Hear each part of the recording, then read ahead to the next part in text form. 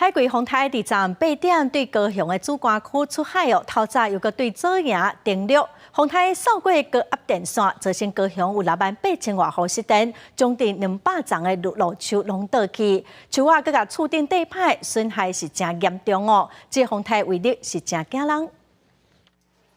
天崩放落来，搁一直漏水，外壁一只甲厝分开去。高雄高山1路的巷仔内底，初时半暝4点外，有路树互强风吹倒，讲歹徛家的厝顶，放落来厝顶搁卡着隔壁的厝，造成隔壁经2楼变做危楼，无法度住人。天一个安尼倒落来了，我规个壁边拢倒落来，风海接头，就赶紧伊伫水都流落来。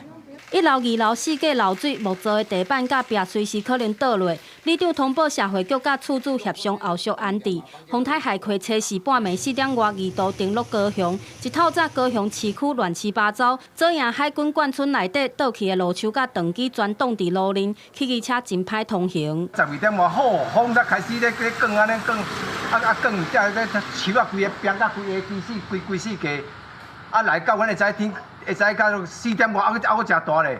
强风降断树枝，连带将电线扭落来，海葵的强阵风扫过高雄，真侪高压电线跳脱，造成68000几户停电。经过抢修，透早有55000几户复电。南马溪一间透天楼顶的采光罩，半暝3点外，互强阵风吹并过，缀伫水塔顶悬马力，互厝边非常的烦恼。厝主赶紧找师傅来先固定。公园这边地势比较低洼，我们已经有做过，可是这次急流还是怎样又淹了。 公园变做水池啊！强风大雨，互高雄红山前镇等所在前暗积淹水严重，加在透早水大部分拢提去。记者高雄报道。